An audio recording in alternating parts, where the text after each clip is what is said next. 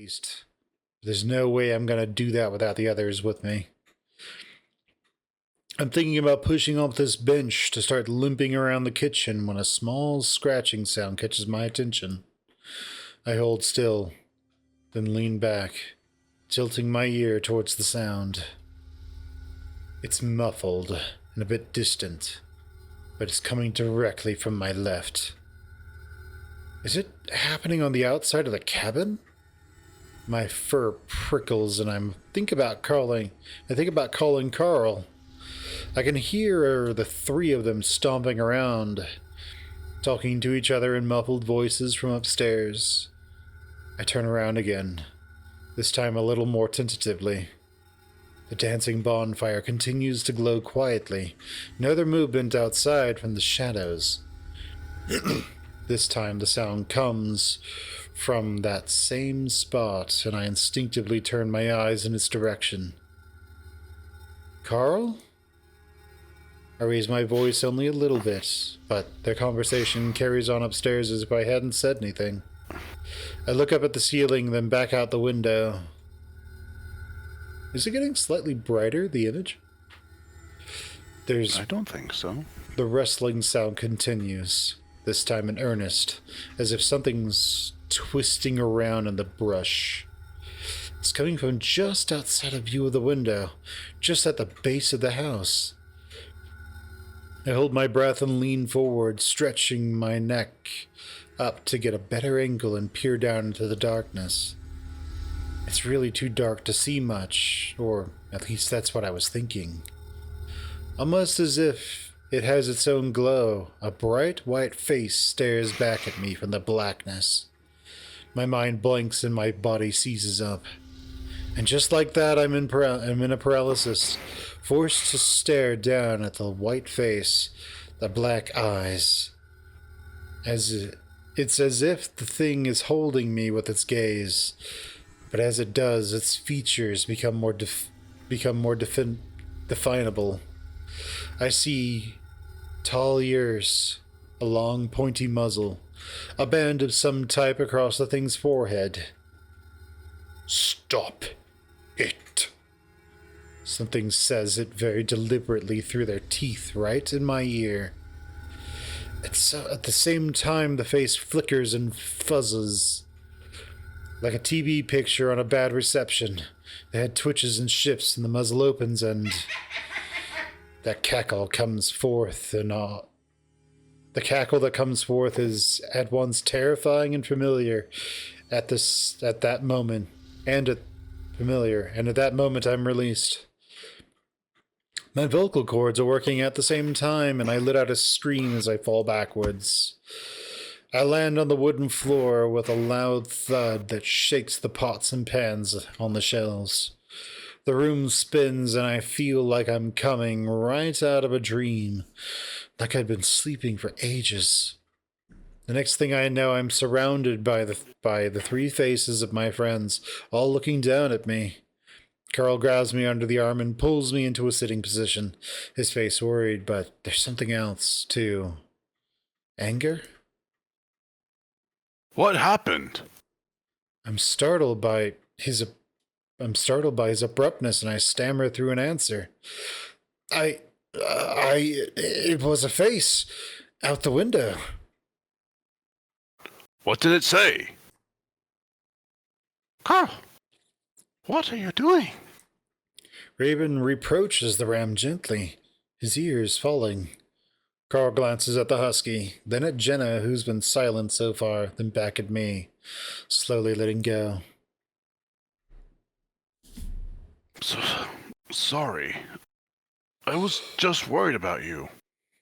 What did you see? Did it say anything? It takes me a moment to find my voice. No, it didn't say anything. Just laughed. What did it look like? A fox, maybe? It had a band over its head. Carl's eyes narrow. Hey, I found something. We all look up at Raven as he holds up a white piece of paper. What is that? Carl stands up, staring hard at the paper in Raven's hand. I don't know. Looks like a photocopy of a newspaper. Let's see. Raven turns towards the candles sitting on the desk.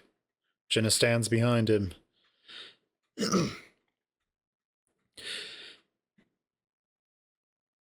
Meseta boy missing after... Whoa! Raven flinches back as the paper catches fire, illuminating the entire cabin room. All shadows dance across the log walls. The paper, which Raven had dropped, flutters to the ground, a tongue of angry flame eating it up completely before it hits the floor. We all stare at the smoldering flake of ash on the ground. Raven, are you kidding me? What? I wasn't even that close to the candle. That might have been what we needed. But I... Raven stares at his hands, looking forlornly between them and the candle which seems to flicker innocently on the table. I rest my face in my hands. Well, what do we do? He wasn't near the candle. I pull my head out of my hands, not because of what Jenna said, but because of the way she said it. Huh? I've got a side angle here. You were at least 2 feet away. There's a brief silence. Jenna, what are you talking about? I don't know, Carl. What am I talking about? Jenna turns towards the ram, her eyes narrowed, teeth just slightly bared. I look at Carl. He's frowning, a concerned look on his face. Jenna, I don't know what you're talking about. I'm saying there's no way that candle burned that paper. Carl's concerned expression deepens, but there's also a hint of condescension in there. What else could have done it, Jenna? This time the silence is heavy. I'm baffled by the interactions they've been having so far, and judging by the look on Raven's face, so is he. Hey, guys. I'm sorry I burned it. But maybe we can figure out from the title. Meseta boy missing? I look at Jenna. Oh, yeah, Meseta. Isn't that your tribe, or... Yep. I feel my face flush as I wonder if I'm being insensitive, like I think she knows everyone from the tribe. But what does that mean? A lot of people go missing out here. Well, it would have something to do with James, right? How do we know that? I look at Carl. Are you okay, man? You've been acting really weird since we got here. I think we're all acting a little different after getting here, don't you think? Carl glances at Jenna. Are we fighting again? Staring at the ash on the ground, something I should have realized earlier suddenly hits me. Wait a minute. That's newspaper. It kinda looked like something that came out of the crawl space tubs. What do you mean? I was looking through some artifacts that Carl's family saved from way back when for a project I was doing. It seemed like years ago at this point. I snapped my fingers. And some of this stuff was missing from it, like pages ripped out of Carl's mom's book notes that had photocopies of old newspaper. So was that just a clipping from the notes? Maybe. I don't know, but John was native, so maybe it has something to do with him? I think back to the small fox I saw through the window. the band across his forehead. Was that John? So, the ghost just ripped out the pages to show you in this nightmare world? Why didn't he just point them out to you in the real world? I don't really have an answer for that. Then we wouldn't have to be going through this shit right now. Ghost rules? Raven shrugs. And what if that was our key out of here? Well, they can't just leave us here, right? We don't know anything about where we are or what these things are capable of. So what now? Just sit around and wait for something else to happen? Carl suddenly sighs. Oh, well, I'm gonna look around some more. You guys do whatever you want. Again, I'm taken back by Carl's demeanor. I've never seen him act like this before. It's like he's a different person. Without another word, he turns on his hoof and walks away. It's almost like this is what Carl is like when he's not just perpetually high off his ass. Right? Over the next several hours, we search the cabin from top to bottom. I hobble around the ground floor, careful not to look out the window, even when the drumming starts up, again at a few points. I check all the shelves, under the chairs and tables, and the stove, in the pantry, between the cracks in the floor and the walls. We don't find anything. At some point I almost topple over from dozing off, and that's when we call off the search.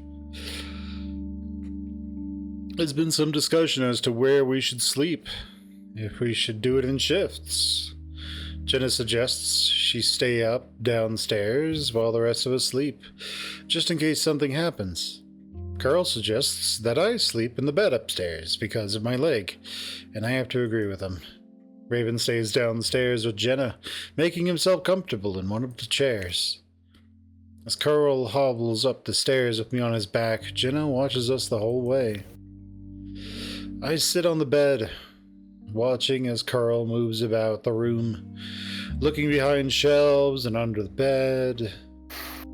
Carl, I hate to ask again, but are you okay? He looks back at me. Yeah, I'm fine. I just want to make sure everything is safe for you. Thanks. It's just you seem different, I guess. Carl looks at the ceiling, seemingly thinking. It's difficult to make him out in the darkness. Just like when he had the sheet over his head. I get the weird feeling that who I'm looking at might not be Carl. I think it's just that this has made me grow up. I realize now how useless I've been. This is sort of an opportunity for me to actually do something. Help people, you know? Yeah. It sounds nice, but I can't get rid of the nagging feeling that something is off. It's in the way he talks, the way he moves, right down to his facial expressions. I swing my legs gingerly into the bed and lay back. Carl comes over to sit on the other side. You gonna sleep here too? Yeah. You need me to get around, so I'm gonna be by your side as much as possible. Alright, thanks. That sounded really resigned, like, alright, oh man. No, jeez, gosh, gotta hang around with this guy. Oh man. Ugh. This fucking guy, he's gonna throw a sheet over his head again and start mumbling to himself. Scare the shit out of me. Yeah, like the monks from Monty Python. Beat myself again, beat a book against my head. Then I'm gonna look at the other side of the bed and I'm gonna see some, like, coyote fox lady with, like, a fucking sheet over her head, too. And then at the foot of the bed will just be some friggin' husky who's just sitting there. Oh. Then I'll realize that's not me. I'm not looking out of my own eyes, because at the head of the bed is a otter with a sheet over. Okay. All right. 4 corners of sheeted people. All right. The cult of sheeted people. All right. Thanks. As we lay awkwardly on our backs for a moment, Carl suddenly turns on his side and pulls me into his chest. Surprised and turn instinctively so that he's spooning me. I guess it makes sense after our semi-confession back in the mansion. He nuzzles my neck, but again, the action is weirdly unnatural. Even with his big warm body next to mine, it takes me a long time to fall asleep. That's when I feel something. A surprise.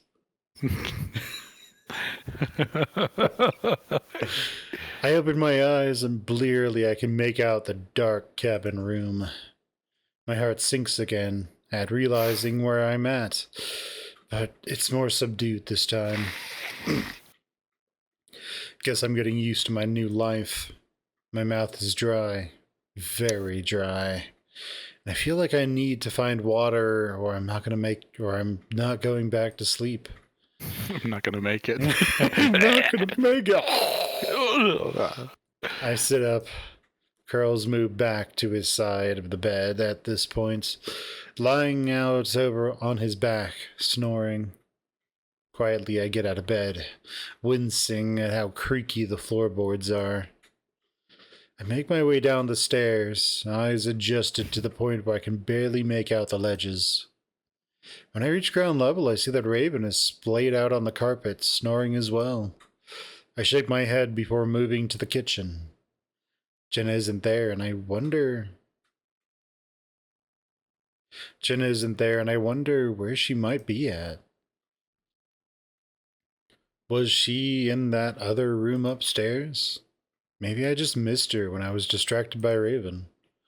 Looking around, I see a small cup sitting on the table. I'm almost positive it hasn't been there before, but maybe Raven or Jenna had set it there. Walking over to it, I'm relieved to see that it's filled with what looks like water. I pick it up and sniff at it, not really getting a hint of anything. Tentatively, I take a sip and immediately spit it out. It's piss. Damn it, Jenna! Damn it, Raven! It's salty, putrid. It tastes like... I jump and some of the liquid splashes to the floor. Gingerly, I set down the cup, looking to the opposite room. Everything is still in the other room, but I can't hear Raven snoring anymore. This time I see the wardrobe move, the door specifically. I stare wide-eyed. Everything falls still again, but I don't dare move. Jenna? I whisper loudly. Jenna! Jenna.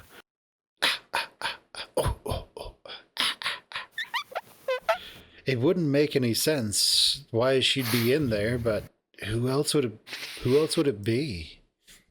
Ghosts, of course. I'm about to take a step forward towards the stairs, maybe, or to at least wake Raven up, but that's when the small door cracks open. I freeze, all the fur on my body standing up. James? The words die on my tongue as something long and black slides out from behind the door. It drips down towards the ground, and only then does it vaguely take the shape of a foot. Another long black tendril follows, slightly ahead of the first one. When it touches the ground, it takes the shape of a hand, resting flat on the wooden floor. I choke and start to try to back away, but then the door explodes open and I'm just barely able to make out a galloping black shape before it engulfs me. I collapse back onto the ground, twisting and trying to scream, but the thing is completely covering and smothering me. I choke and gag, feeling like I'm being suffocated, my arms pinned to my sides, my legs rigid. As I try to yank away from the thing, it feels like something is freed from my mouth, and I'm able to scream. Help! Get it off me! Help! Chase! The surface underneath me becomes soft, the thing on top of me warm. Though through bleary eyes, I look up at Carl, just able to make out the curve of his horns. Carl? I hear movement at the doorway, and I glance in that direction to find Jenna standing there, hackles raised, teeth bared. Jenna? Before I know exactly what's going on, Jenna sprints across the room and jumps on the bed. Carl doesn't even have time to turn around before she snatches him up by the horns and yanks his head back violently. The ram lets out a choking sound as he's dragged back and thrown to the floor. Jenna jumps off the bed after him. With the sound of it, she lands on him. What follows is a series of thuds and smacks. Weakly, I pull myself to the foot of the bed, still completely disoriented. I knew it, you motherfucking piece of shit! What I see is Jenna sitting on Carl's back, swinging her fists into his head while the ram tries to cover up. You haven't changed at all! Jenna, stop! I roll of the bed. I roll off the bed. The whole bed just rolls with them. Yep, of the bed. Confused as to why I'm so weak. Pain shoots up my leg again, but this time I barely notice it. There's something around Jenna. Something big and black like a shadow, making her look much bigger than she actually is.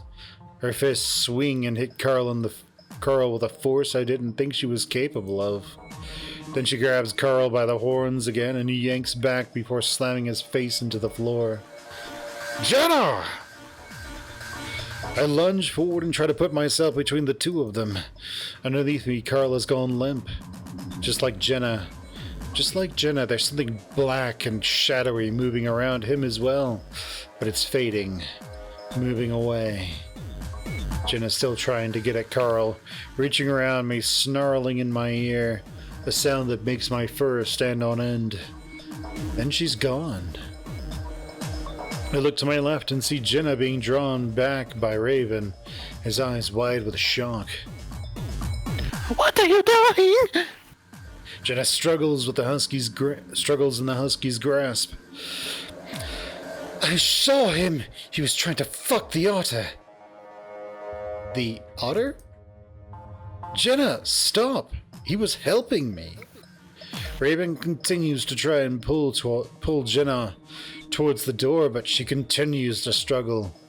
I was having a nightmare. Jenna's struggling loses some of its vigor, but she continues to snarl in Carl's direction. Raven, please, get her out of here. The shadow around Jenna seems to shrink, and her face shows some doubt as she stares at the crumpled form of Carl. After a moment, she seems to let the husky lead her from the room, and I hear soothing tones from Raven as he leads her down the stairs.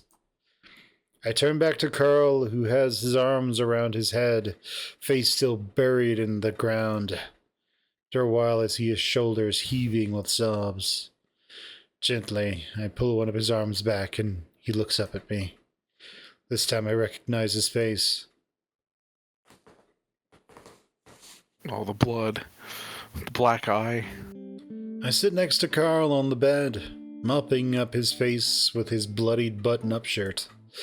He sits there silently, looking at his hands while I work. At least nothing's broken. Dude, what happened? I'm not sure if he's talking about what happened with Jenna or just everything. I've been asking that same question since we got here. He looks at his hands again. I felt different. I sit back and look him over, satisfied with having cleaned up most of his face. You were acting different too. Like, I felt like I knew everything. I knew what I was doing. You were acting really confident. I agree, and set his bloodied shirt off to the side. When I look back at him, I see he seems so sad and beaten down that I have to hug him. Dude, you're gonna make me start crying again. His voice cracks, but he hugs back anyway. I'm just glad you're back. I felt like I was talking to a stranger. Carl leans against me and sighs. I don't know if I'm glad, though. It's like I just came down from a huge high. I rub his shoulder for a while before I venture forward with my guess. Was it James? I don't know. Maybe? Carl looks at his hands again, like he's questioning if they're even his. I just felt like I knew what I wanted. And when things didn't go the way I thought they would, I'd get really pissed. He's silent for a while, I imagine contemplating what he'd just gone through. Jenna isn't really acting like herself either. Carl looks up at that. Yeah, I felt like whatever was in me, whatever it is, really hates what Jenna's doing for some reason. Carl looks around the room. Carl looks around at the room, scanning it with his dark green eyes. I feel like all of this is some kind of mental fight between James and whatever else is fighting against him. He looks back down at his hands. That's why we have to do all of this. He falls back into silence, and I don't ask any more questions, wanting to let him rest a bit. There's one nagging thought there that comes to my mind, though. This is kind of stupid, but what happened back in the mansion? You know, that thing between us. He looks up at me, and I feel my face flush, looking away. I guess I'm wondering if any of that was real. I mean, if it was really you feeling that way. Carl doesn't say anything, so I'm forced to look up at him. When I do, he has a sad sort of smile on his face. Dude, I think that was the only part of me that was real. Despite where we are, despite everything that's happening, that somehow makes me incredibly happy. Happy enough to lean forward and kiss him. He kisses back, and well, it's barely more than a peck. It has my entire body feeling warm. He puts his arm around me, and after I pull back, and I rest my head on his shoulder. You probably have a coppery taste in your mouth right now. Yeah, with all the blood. I feel like it's gonna try to come back, though. I look at him. What, James? Whatever it is, I can already feel it. Like it's on the edge of my mind. Do you ever do you think you can fight it? Carl sighs, then looks at me. Should I? What do you mean? I mean, it made me feel amazing. Like I could do anything. Maybe we need that. I frown. I don't know. Not only that, but I felt like I knew what to do. It might save us. He stares back into my eyes. I know it's not really me, but it'll probably only be for the time that we're here. I look away, thinking. Then I'll be back to my old self. He squeezes my shoulder. But it's important to me what you think. We're in this together, baby.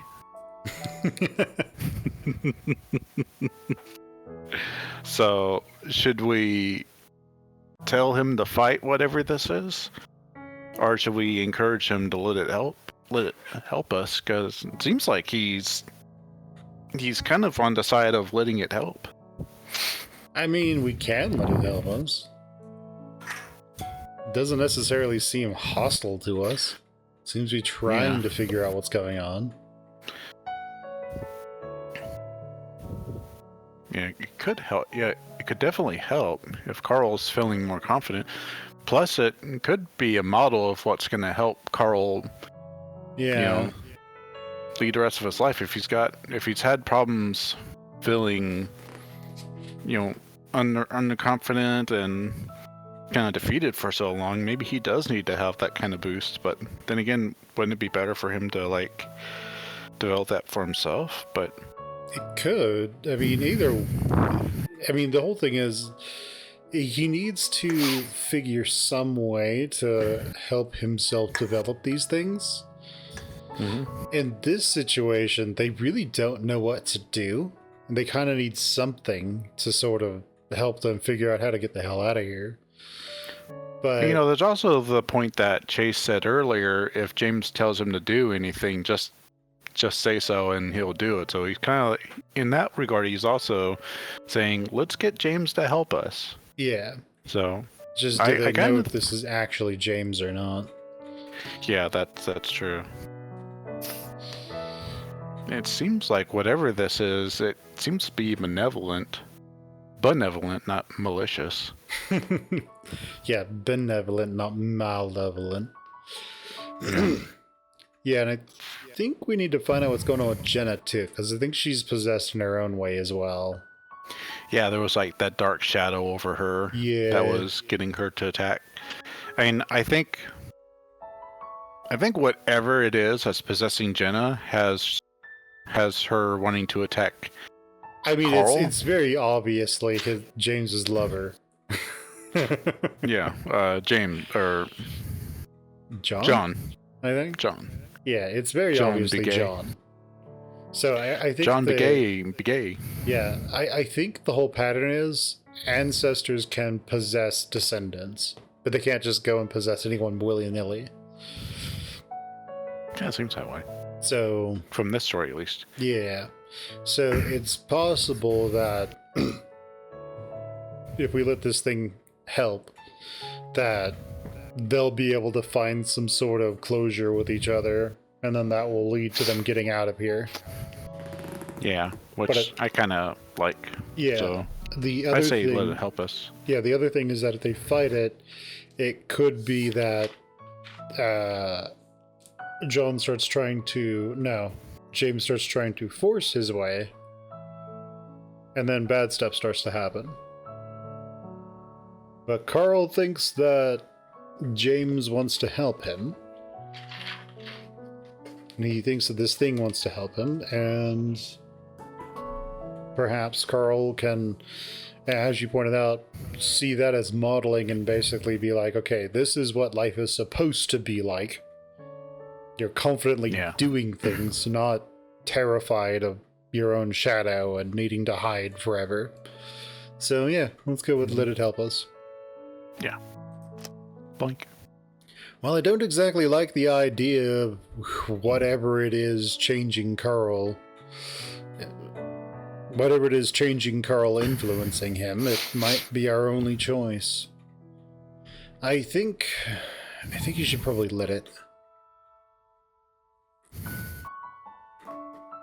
Yeah?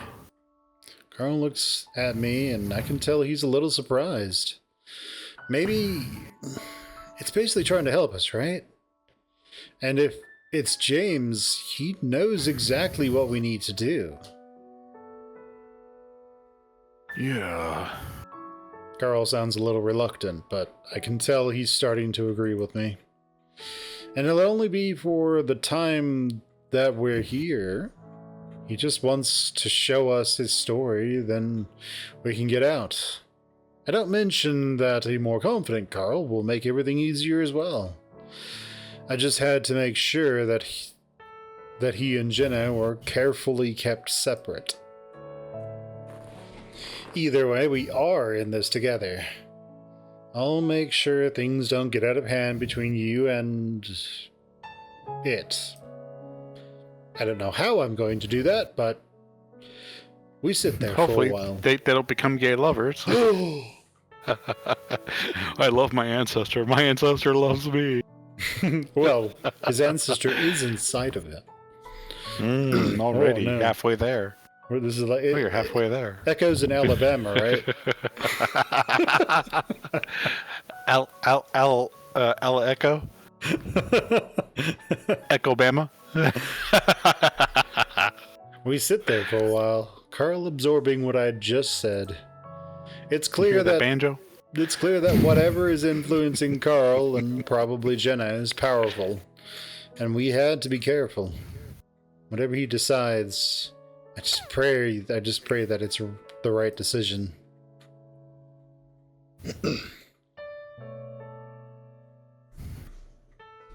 I wake up groggily, my head throbbing a bit from laying on the stiff pillow.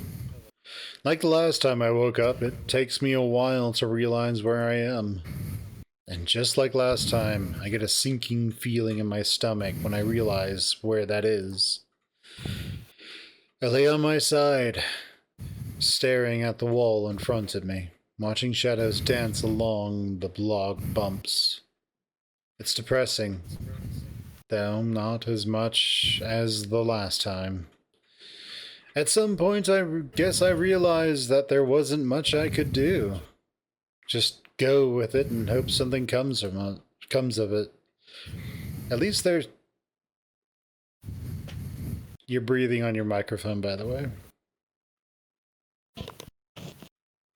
Is that better? I think so. At least there seemed to be a goal in the mind of whatever had control of this. Whatever it was. Suddenly I feel an arm slide over my hip and I stiffen. Carl breathes into the back of my neck. What's up? I shiver as he breathes against my neck. Nothing. Just thinking. About? A bunch of things. Carl suddenly squeezes my ass hard. I yelp and jump as he chuckles. Dude, what the hell? I whisper, trying to keep my voice down for fear of Raven and Jenna hearing. Especially Jenna.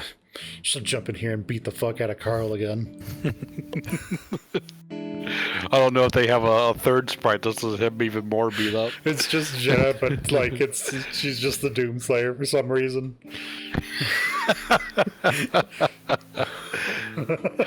She's got the sword. She's got like this shield around her, just like this armor.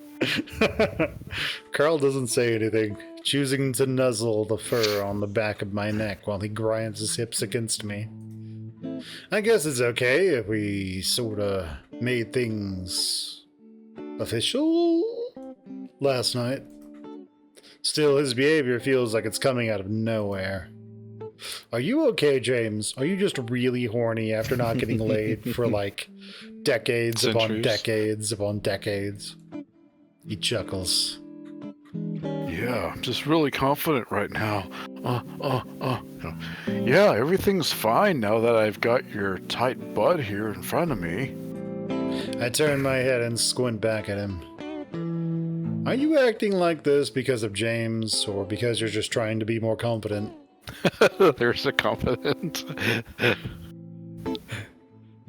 Carl just gazes back at me with half-lidded eyes before he starts waggling his brows. I turn away again and lay my head on the pillow. Well... Assuming the position. Well, I think you're trying too hard. Just let it come naturally. Ah! Carl drives in again and starts nuzzling my neck, running his hands over my body. I writhe and try not to laugh, but it's no use, and soon I'm letting out full-on guffaws. Wait, stop! He doesn't let up, though. And it's not until we hear voices drifting up from downstairs that we do stop. It sounds like Raven, but I'm pretty sure he's talking to Jenna. I roll on my back in Carl's arms, and turn my head to him. We gotta keep it down. Mom's downstairs. She'll beat the shit out of you. I'm reminded of our situation when I see some flakes of blood around Carl's nose and the big splotches on his shirt. Yeah, you just hear Raven's voice. Don't kill them. Put the knife down. Put the knife down. Please. Please don't go crazy. Don't put it at me. No. Murder fox. Murder fox. Should have just turned. She's like, I'm going to fuck you. You start hearing the music from the Bates Motel movie, Psycho. Yeah. I guess we're being a little loud. Yeah. How's your nose? Carl automatically raises a hand to touch his nose. Nah, I'm fine. Classic millennial. Alright. I lay there in silence for a few seconds, feeling like the moment is kind of ruined. I look again at the wall, remembering that we should be looking for something instead of messing around like this. Looking for something? I can look in you. Not sure. Hey, we should be finding something, right? Carl lazily starts drawing circles on my chest with a finger. I mean, didn't that ghost ancestor, whatever it was, tell you we needed to find stuff? Carl rubs his nose. Yeah. In the last place we were in, at least.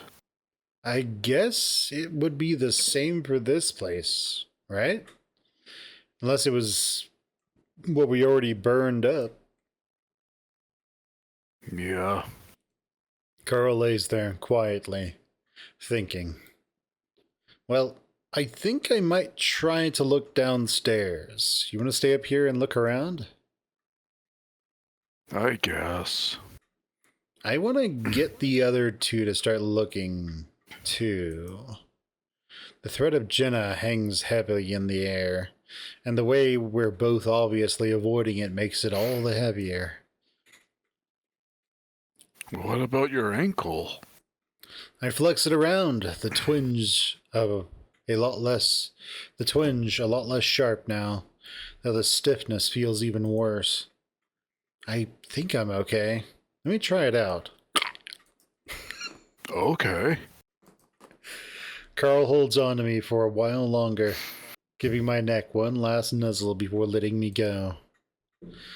I sit up and swing my legs over to the side of the bed, pressing my foot to the floor. The twinge that runs through my ankle is minuscule. Standing up, I'm able to put some pressure on it before it starts to hurt too much. The problem is that I can't bend the joint at all, leaving me with an obvious lumbering limp. I think I'm okay. Sure you don't want to ride on my back down the stairs at least? I consider it, but I don't really want him and Jenna anywhere near each other, especially after what she might have just heard now. Nah, I'm gonna test it a bit more. I turn my head to look back at Carl. I see Jenna behind him with two knives. Her eyes are glowing in the darkness. You almost look like an anime. His brows are raised at me, like he doesn't really think I can do it. I'll call you if I need help, okay? Carl purses his lips. All right. I put a little weight on it, and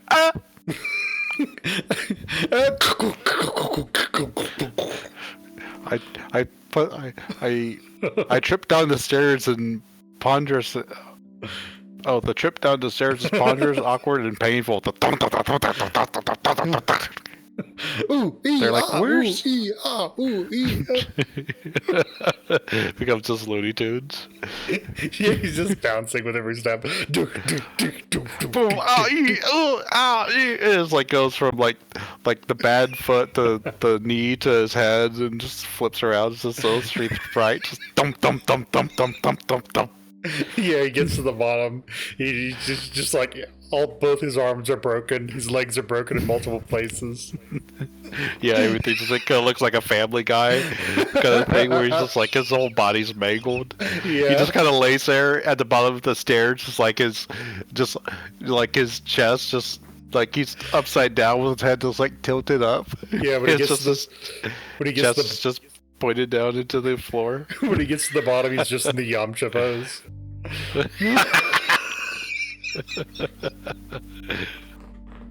The trip down the stairs is ponderous and awkward. I'm probably loud, too, because when I reach the bottom, I find both Raven and Jenna already staring at me. Hey. Hey. Jenna doesn't say anything, continuing to watch me. We stare at each other awkwardly for a bit before she finally moves her head to look down at my leg. How's your leg? Oh, it's alright. A bit stiff, though. I grasp at the opportunity to talk about anything other than what we're obviously avoiding.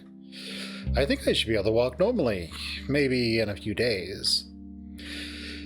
Hopefully in a few days we'll be out of here so you can do that. Yeah, Jenna is definitely not herself right now. Her eyes are vacant, dull, and... it's hard to explain, but they lack the mischievous and compassionate look that I'm used to seeing. Her voice is weird, too. It's deeper, more husky. Well, we'll be out of there by then. Raven says it with a grin as he leans back in the chair he's sitting in. Yeah, actually, I wanted to talk to you guys about that. About what? About how to get out of here.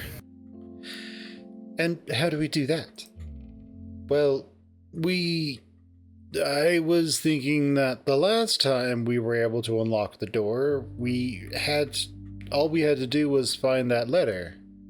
Raven blinks at me.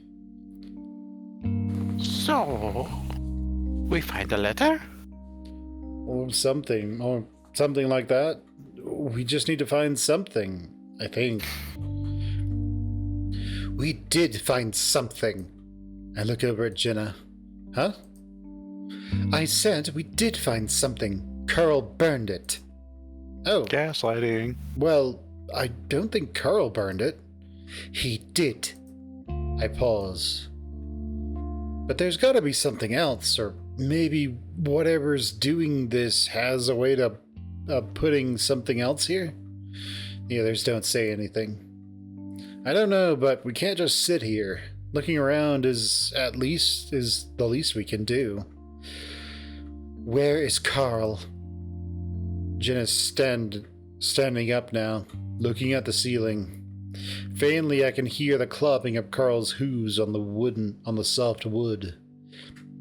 He's looking around upstairs. Jenna continues to look at the ceiling, her face stony. Let's start in this room. Raven stands up and starts walking around the wall, looking up and down the logs, prodding at the spaces in between. Jenna's still looking up at the ceiling, and I worry that she's going to try and go upstairs. A person with a screwed up leg that can barely do anything, is totally going to stop her. Totally. Hey, Jenna? can you help me look around in the kitchen? Jenna looks back at me. Huh? My ankle still kind of hurts. It'd be nice to be able to lean on someone if I need to walk far. Like, to the kitchen. Jenna pauses before moving to my side. She stands there stoically while I wrap an arm around her shoulders. Thanks. Yeah. We amble slowly to the kitchen. Jenna stops in the middle of the room and waits. I guess I'll start with the cabinets. My voice goes up at the end, like I'm asking a question. Jenna doesn't say anything, so I stumble away from her. Again, awkwardly, before finding support on the wooden pantry. I hesitantly start to open some of the cupboards, feeling a lot less into the idea than I was just a few minutes earlier. Jenna stares out the window. So, are you okay? She finally looks back at me, frowning. I'm fine. Why? You're being really distant. Do you need me to stand next to you? No, I mean, you seem like you're not really here mentally. I'm sorry. I open another pantry door to a set of glass mugs. Is it something to do with Carl? I know that Jen is going through something similar to what Carl is. I just have no idea what's doing it or why. Unlike Carl, though, Jenna's thing isn't helping us. I don't have a problem with Carl. I mean, what you did yesterday. I just have a problem with the way he acts. He could do a lot if he put his mind to it. It takes me a moment to realize that she's talking about what happened before all of this.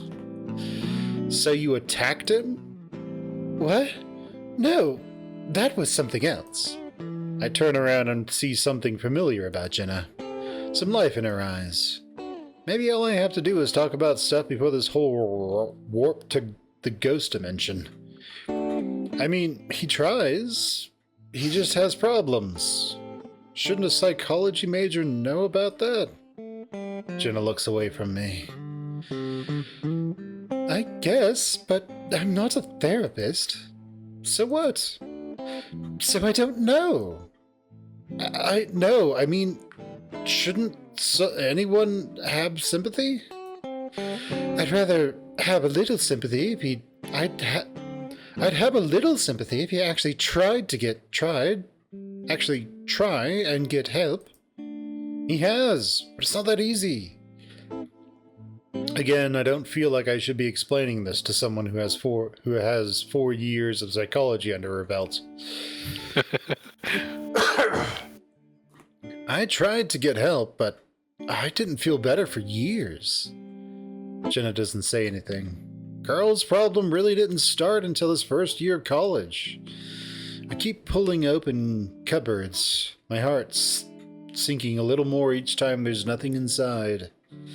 I mean, yeah, he had problems before, but it's only getting worse for him. Well, that doesn't matter what I think about Carl right now.